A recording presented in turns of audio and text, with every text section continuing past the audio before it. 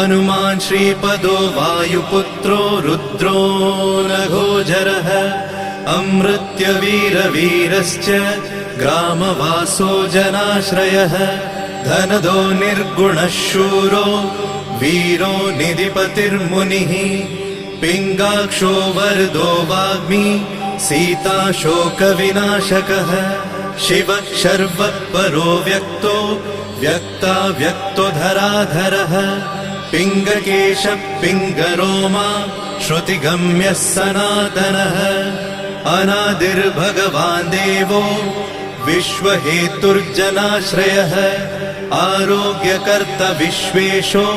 विश्वनाथो हरीश्वरः भर्गो रामो रामभक्तः कल्याणप्रकृतिस्थिरः विश्वम्भरो विश्वमूर्तिर्